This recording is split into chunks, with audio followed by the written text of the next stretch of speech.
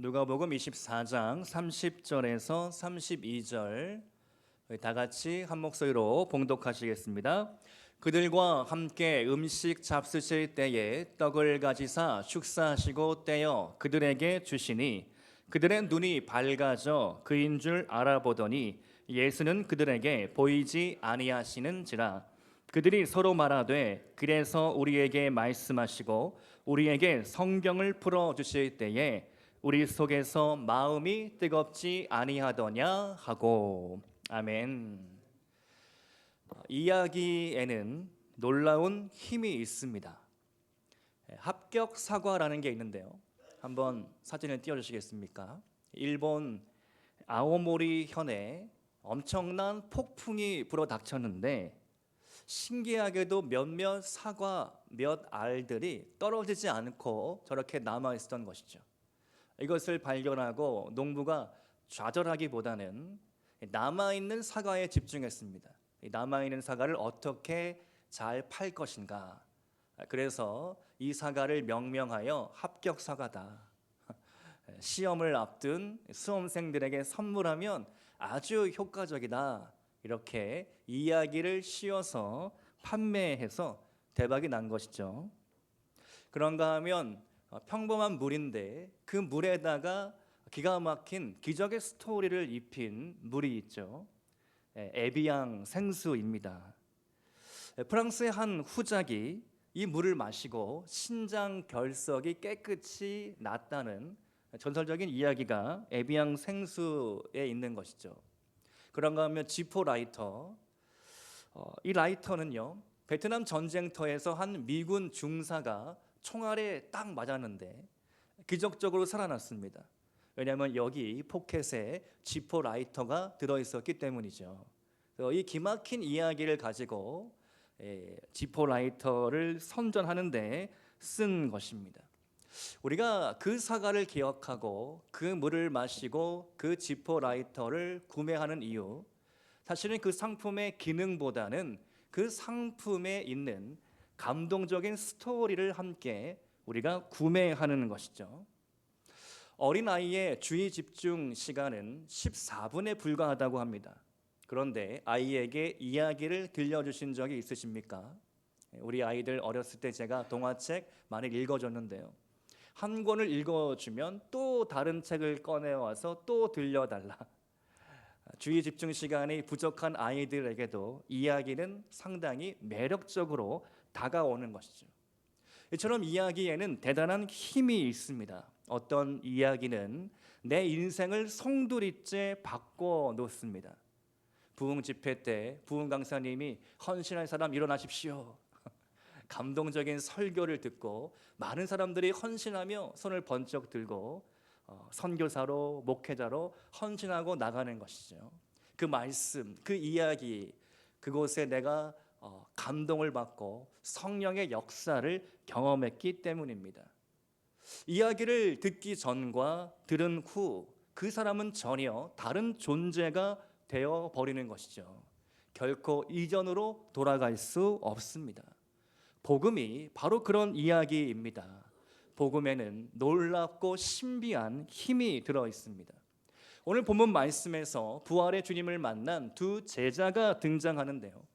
그들이 어디서 어떤 상황에서 부활의 주님을 만나는지, 그들의 인생이 어떻게 변화되었는지를 함께 살펴보고자 합니다. 누가복음 24장에서 이야기라는 단어가 반복적으로 나오는데요. 14절 말씀에 이 모든 된 일을 서로 이야기하더라. 15절 말씀에서도 그들이 서로 이야기하며 문의할 때에 17절 말씀에서는 주님이 물으십니다. 너희가 길 가면서 주고받고 하는 이야기가 무엇이냐? 이 이야기를 중심으로 함께 세 가지로 말씀을 나누겠습니다. 첫 번째로 예수님의 이야기는 끝나지 않은 이야기입니다. 우리 한번 오랜만에 따라해 보겠습니다. 예수님의 이야기는 끝나지 않은 이야기입니다. 아멘. 두 사람이 예루살렘에서 엠마오로 가는 길입니다. 이 두 사람은 누구일까요? 아마도 예수님을 따랐던 제자들이겠죠. 그들은 유월절 명절 기간 내내 예루살렘에 있었습니다. 그리고 예수님이 십자가에 처형당하시는 장면을 목격했습니다. 아마도 어쩌면 일말의 기대를 했겠죠.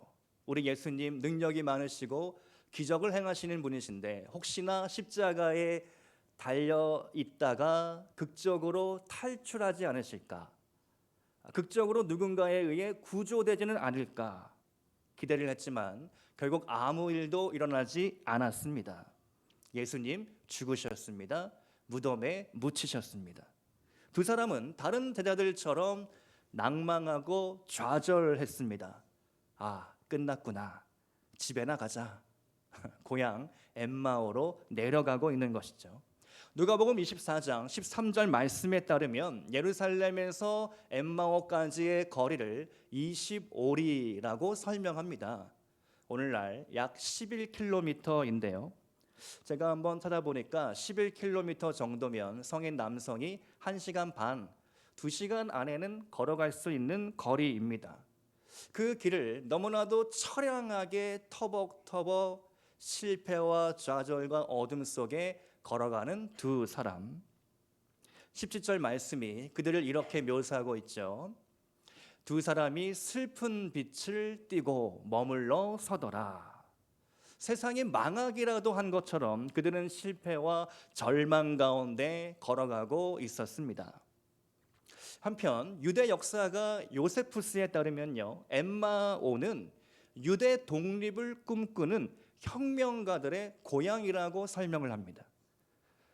마카베오 혁명이라는 유명한 혁명이 있었는데 그 마카베오 혁명을 일으킨 사람들이 주로 엠마오 마일 출신이라는 것이죠. 그렇다면 그들도 아버지로부터 할아버지로부터 조상으로부터 그런 혁명의 이야기를 들었을 것입니다. 그리고 예수님이 짠 하고 나타났을 때 예수님이다. 예수님과 함께 우리가 이 나라를 바꿔보자. 혁명을 일으켜보자. 그렇게 꿈꾸지 않았을까요?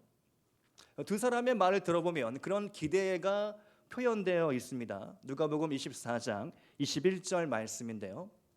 우리는 이 사람이 이스라엘을 속량할 자라고 바랐노라. 속량할 자, 그렇게 로마 정부로부터 로마 제국으로부터 이 나라가 독립할 그런 정치적 메시아로 예수님을 받아들인 것이죠. 그런데 그 모든 기대가 꺾여지고 끝났습니다. 인생의 어느 순간 우리도 엠마오로 가는 두 제자처럼 내 인생 끝난 것처럼 여겨지는 때가 있다는 것이죠. 최근에 두세 사람이 모인 곳에서 꼭 이런 드라마 이야기를 한다고 합니다. 제주를 배경으로 하는 폭삭 속았수다 드라마인데요.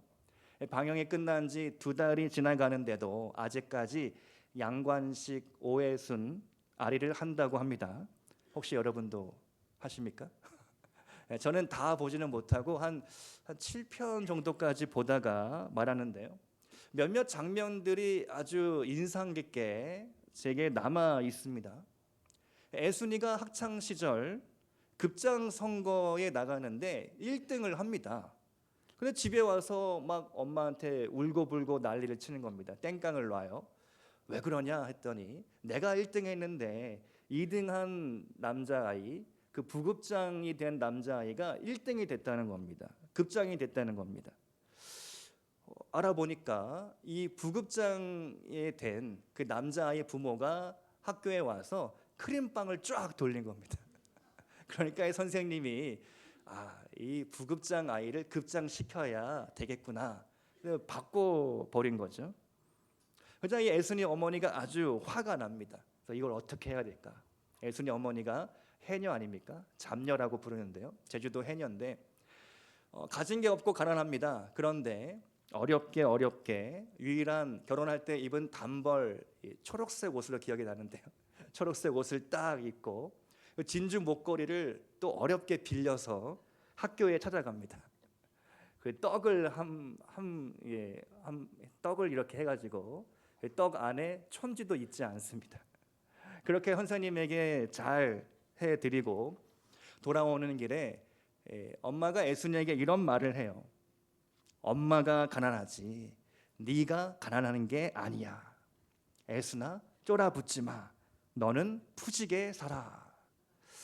야, 그 대사가 참 가슴을 먹먹하게 했습니다. 저는 직업병인지 몰라도 드라마를 보든 영화를 보든 핵심 메시지가 뭘까, 이것을 어떻게 말씀에 인용할까, 그런 생각을 하는데요. 이 드라마를 보면서 작가가 뭘 말하고 싶었을까? 삶에 대한 철학, 이런 걸 좀 우리에게 알려주고 있는 것 같습니다. 삶은 원래 그렇게 힘겹고 고통스러운 것이다. 그러나 살면 또 사라진다. 드라마에서는요, 제주도 사투리로 살민 사라져 뭐 이렇게 나오거든요. 또 하나의 장면이 있는데요. 엄마가 10살 된 애순이를 깨워서 마지막 유언을 남겨줍니다. 애순아, 어차피 사람 다 결국 고아로 살아. 부모 다 먼저 죽어도 자식은 사라져. 삶인 사라져. 살다 보면 더 독한 날도 와. 실제로 애순이가 결혼한 후에 3남매를 두는데 막내가 폭풍 오던 날 사라지게 되죠. 결국 너무나 안타깝게 싸늘한 시신으로 돌아오게 됩니다. 저는 드라마를 보면서 솔로몬 왕이 남겼다는 이런 명언이 떠올랐는데요. 이 또한 지나가리라. 우리의 인생에 어둠이 있고 실망이 있고 정말 다 끝난 것 같은 순간이 찾아올 때가 있죠. 지독한 가난이나 갑작스러운 질병이나 사건이나 사고나. 그런데 그런 삶의 순간순간들이 결국 지나가더라라는 것이죠. 말씀으로 한번 돌아보면요, 시편 103편 15절 16절 말씀인데요. 인생인 그날이 풀과 같으며 그 영화가 들의 꽃과 같도다. 그것은 바람이 지나가면 없어지나니 그 있던 자리도 다시 알지 못하거니와. 이사야 40장 8절 우리 한번 다 같이 읽어보겠습니다. 큰 목소리로 시작. 풀은 마르고 꽃은 시드나 우리 하나님의 말씀은 영원히 서리라 하라. 아멘. 풀과 꽃처럼 우리의 인생이 덧없이 흘러가지만 삶은 끝나지 않았죠. 삶은 언제나 열린 결말로 다음은 어떻게 될까 우리에게 기대하게 하는 것입니다. 인생은 짧지만 우리 하나님은 영원한 분이십니다. 그분의 말씀도 영원합니다. 우리를 향한 하나님의 사랑 한 번도 끊어진 적이 없습니다. 아직 여러분의 이야기 한창입니다. 오늘 집에 가셔서 아무도 없는 곳에 가서 거울을 보고 한번 이렇게 외쳐보시기 바랍니다. 내 인생 죽지 않았다. 내 인생 아직 끝나지 않았다. 하나님이 나를 붙드시면 내 인생 끝나지 않았고 소망이 있는 것이죠. 여러분의 이야기도 끝나지 않은 줄로 믿습니다. 두 번째로 예수님의 이야기는 새롭게 써야 할 이야기입니다. 당황스럽게도 엠마오로 가는 두 제자는요, 스승님을 몰라봅니다. 그러면서 이 낯선 사람을 위하여 그동안의 스토리를 요약해서 막 떠들어대며 들려주는 것이죠. 예수라는 위대한 선지자가 벼랑간 나타나 놀라운 기적을 행하더니 수많은 무리들이 예수님의 뒤를 따랐다. 우리도 그 예수님을 따르는 제자였는데 정치적인 센스가 없어서 그만 큰 공경에 처했고 결국 대제사장들에 의하여 로마법에 따라 십자가 처형을 판결받았는데 실제로 죽을 줄은 몰랐다. 그런 이야기죠. 그리고 이제는 다 끝났다고 생각하여 우리가 고향으로 내려가는 길이다. 그러자 예수님은 두 사람의 이야기를 듣고 크게 호통을 치십니다. 오늘 본문 누가복음 24장 25절에서 27절 말씀인데요. 제가 읽어보겠습니다. 이르시되 미련하고 선자들이 말한 모든 것을 마음에 더디 믿는 자들이여, 그리스도가 이런 고난을 받고 자기의 영광에 들어가야 할 것이 아니냐 하시고 이에 모세와 모든 선지자의 글로 시작하여 모든 성경에 쓴 바 자기에 관한 것을 자세히 설명하시니라. 아멘. 저자직강이죠. 예수님이 예수님 자신에 대하여 직접 말씀해 주십니다. 예수님이 복음의 스토리를 새롭게 들려주시는 것이죠. 두 제자의 눈높이에 맞추어서 다시 풀어서 자세하게 1시간 반, 2시간 동안 강의를 하시는 것이죠. 그 이유는요, 이 두 사람의 상태가 안 좋기 때문이었습니다. 누가복음 24장 16절 말씀을 보니까 그들의 눈이 가려져서 그인 줄 알아보지 못하거늘. 물론 두 사람의 시력은 멀쩡하지만 그들의 영혼의 눈이 어두워져 있었습니다. 안과에서 쓰는 의학 용어인데요, 터널 비전이라는 말이 있습니다. 캄캄한 터널 속에 들어가면 상하 좌우를 잘 볼 수가 없고 깜깜한 중에 저 끝에 터널 끝만 간신히 이렇게 보이는 현상, 그래서 우리말로는 시야 협착증이라고 하고요, 영어로는 터널 비전이라고 부릅니다. 예를 들어서 초보 운전자는 앞만 보고 운전을 합니다. 옆을 볼 겨를이 없습니다. 그래서 앞만 보고 직진만 하는 거죠.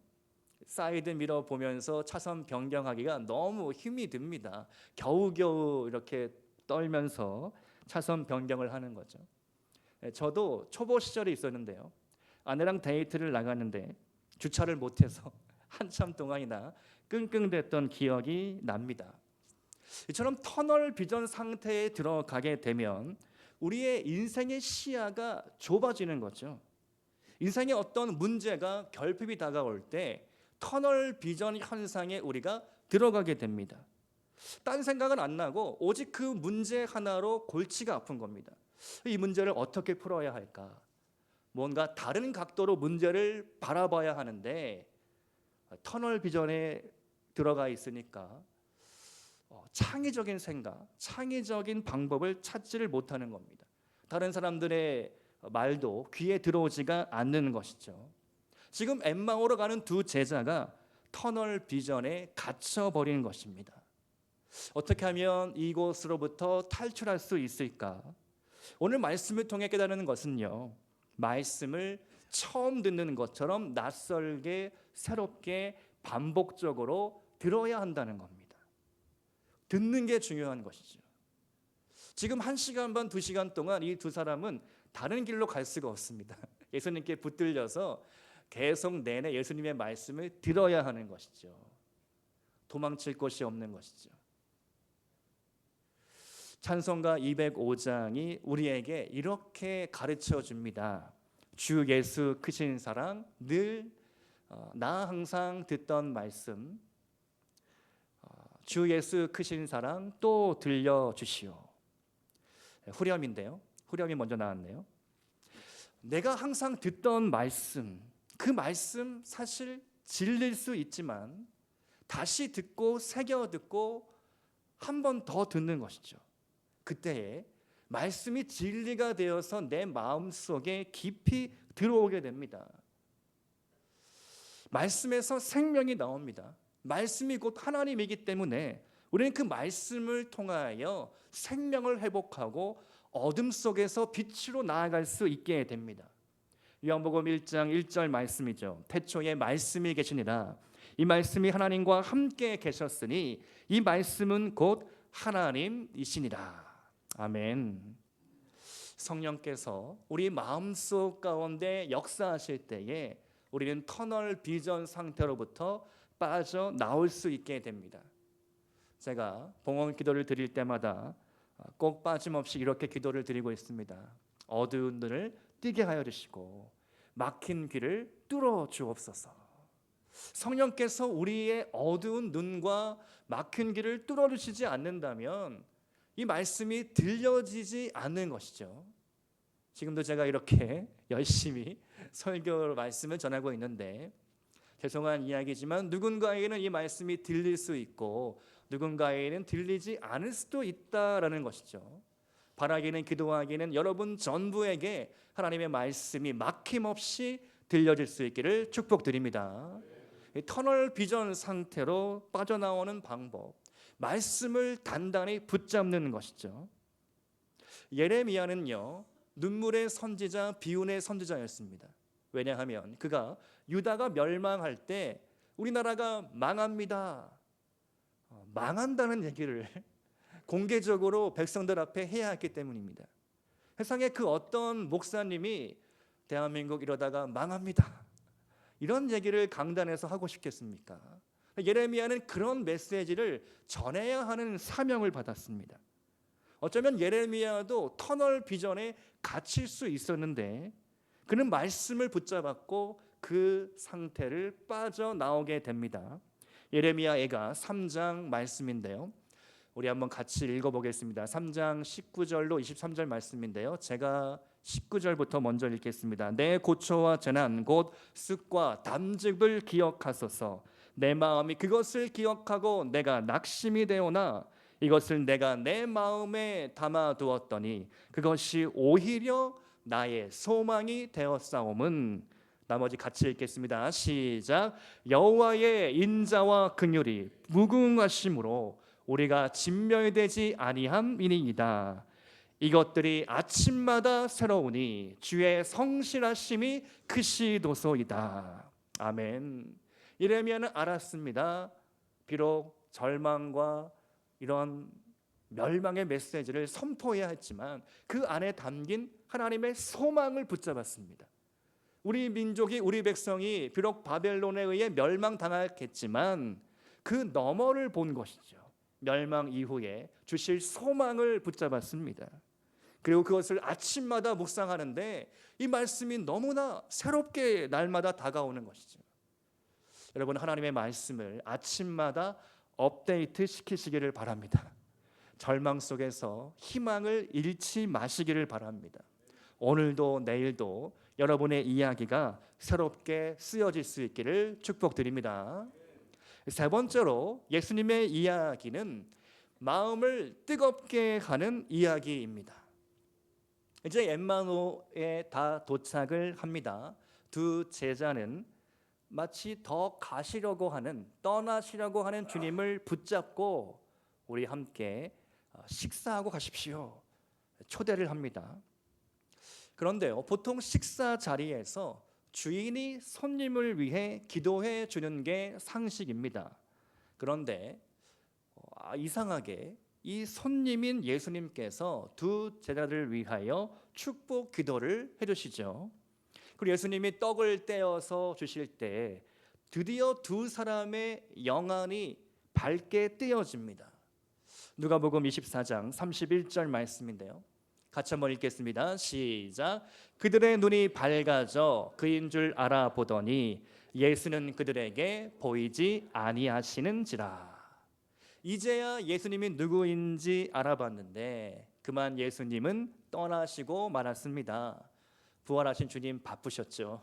베드로도 만나야 하고 도마도 만나야 하고, 그래서 예수님 떠나시는 것이죠. 근데 남겨진 두 제자들에게 놀라운 일이 시작됩니다. 32절 말씀이죠. 그들이 서로 말하되 길에서 우리에게 말씀하시고 우리에게 성경을 풀어주실 때에 우리 속에서 마음이 뜨겁지 아니하더냐. 아멘. 이 뜨겁다는 단어가 헬라어 카이오인데요, 불붙이다라는 의미가 있습니다. 등불을 켤 때 요새는 성냥을 안 쓰지만 과거에 성냥에 딱 하면 불이 쫙 붙듯이 이 말씀의 불씨가 저들의 차가운 심령에 떨어지게 된 것이죠. 프란츠 카프카가 이런 유명한 말을 남겼는데요, 한 권의 책은 우리 안에 얼어붙은 바다를 깨는 도끼여야 한다. 저는 이 말을 바꾸어서 이렇게 인용하고 싶습니다. 말씀은 우리 안에 차가운 심령을 깨우는, 불붙이는 불씨여야 한다. 아멘이십니까? 말씀이 우리 안에 불이 붙어야 신앙생활이 즐겁고 신나는 것이죠. 예배 시간이 너무나 지루하고 힘들고 찬양을 불려도 지겹고, 그러면 우리 신앙생활이 교회에 오는 게 얼마나 지겨운 일이고 채플과 같이 의무가 되는 겁니까? 그게 아니라 우리의 말씀에 불이 붙을 때 우리의 신앙생활이 즐겁고 우리의 삶이 행복하고 다음이 기대가 되고 내 인생 다음 페이지가 어떻게 쓰여질까? 하나님이 내 인생을 앞으로 어디로 이끄실까? 그게 기대가 되는 것이죠. 우리 믿음의 선배님들은 부흥회를 그냥 부흥회라고 부르지 않으시고 심령 대부흥성회다 이런 표현을 썼습니다. 왜 그럴까요? 차가운 심령이 다시 뜨겁게 부흥이 되어야 한다. 그렇게 믿었기 때문입니다. 그래서 산에 올라가 기도하시고 무덤에 가서 막 기도하시고 그러면 능력을 받는다. 나무를 붙잡고 막 기도하고 철야 기도를 하시고 금식 기도를 하시고 무려 예수님처럼 40일 동안 금식 기도를 하시는 목사님들 많이 봤습니다. 어떻게 하면 어떤 방법을 써야 우리의 마음이 식어지지 않을 수 있을까? 여러분만의 방법을 발견하셔야 합니다. 나는 찬양이 좋으니까 찬양을 많이 듣겠다. 나는 말씀 읽기가 좋으니까 말씀 통독을 하겠다. 나는 목사님의 설교 말씀을 더 많이 찾아 듣겠다.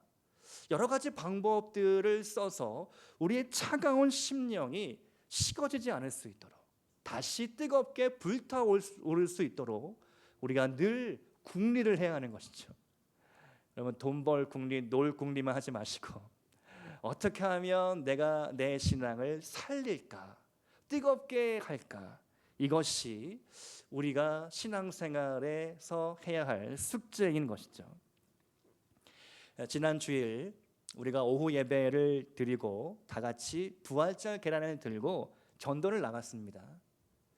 날이 아주 화창하고 좋았는데요. 길거리 앞에 딱 서 있는데 제 눈앞에 들어온 하나의 광경이 있었습니다. 한 비둘기가 쪼르륵 딱 땅에 착지를 하는데 비둘기 걸음이 좀 이상합니다. 자세히 보니까 왼발이었던 것 같은데 왼발 오른발 왼발 쪽에 전선이 칭칭 감겨 있어서 이 비둘기가 제대로 걸을 수가 없는 겁니다. 그러니까 한 발로 깽깽이 걸음같이 깨끗발을 걷는 겁니다. 너무 좀 안타까운 마음이 들었습니다. 그런데 생각을 했죠. 인간이 다가가면 비둘기는 분명 무서워서 도망칠 텐데 방법이 없겠구나. 그리고 지나가 버렸습니다. 그날 밤에 잠을 청하려는데 문득 낮에 보았던 그 깨끗발 비둘기가 문득 떠올랐습니다. 혹시 저 비둘기나 사람이나 똑같지 않을까? 우리 인생이 상처 많은 영혼이죠. 우리는 정말 여러 가지 각종 상처를 우리 마음에 몸에 지니고 살아갑니다. 누군가 나를 도와주려고 할 때 상처 입은 사람은 그 상처 때문에 선뜻 나가지 못하죠. 누군가 나를 도와주려고 해도 그 도움의 손길이 진짜인지 아닌지 의심부터 시작합니다. 누군가를 믿기까지가 너무 어려운 것이죠. 상처 때문에, 그 실패감 때문에 그렇습니다. 저도 그런 깨끗발 비둘기처럼 상처 입은 비둘기처럼 실패와 절망 속에 있었던 경험이 있었습니다. 나를 도와주겠다고 찾아오고 나섰는데 무슨 의도가 있는 것은 아닐까 의심부터 들더라고요. 여러분 어떻습니까? 여러분의 영혼이 혹시 깨끗발 비둘기같이 머물러 있지는 않으십니까? 우리가 용기가 필요합니다.